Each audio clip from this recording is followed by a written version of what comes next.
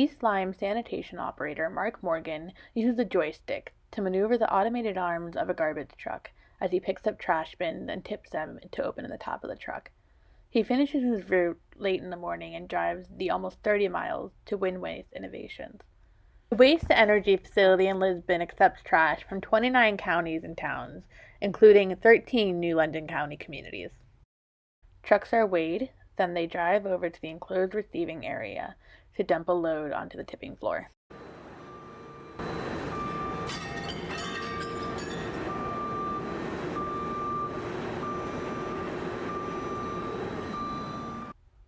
On the ground, employees help unload and check for items that don't belong, especially hazardous waste such as paint cans and construction debris.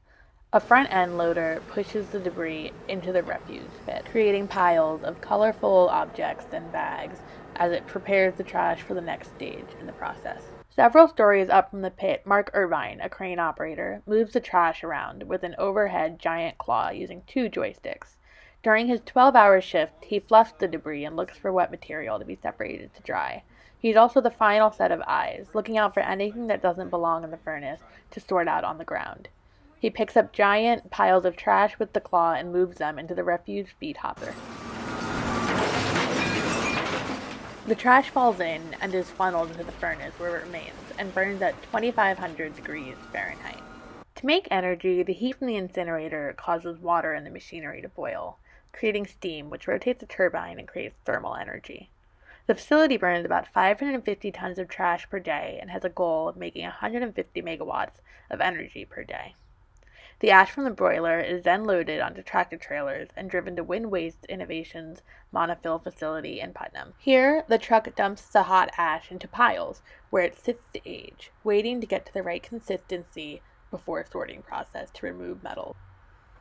At each stage of the sorting process, high-powered magnets filter out metal.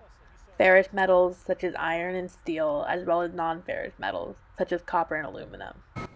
Wind Waste ships the processed metals to markets overseas, where they're refined to the point where they can then be sold to companies like automakers and electronics manufacturers for use in products. Once all the metal has been extracted, the remaining ash, that was once your discarded food wrappers or cat litter, is deposited to its final resting place on the over 400-acre property.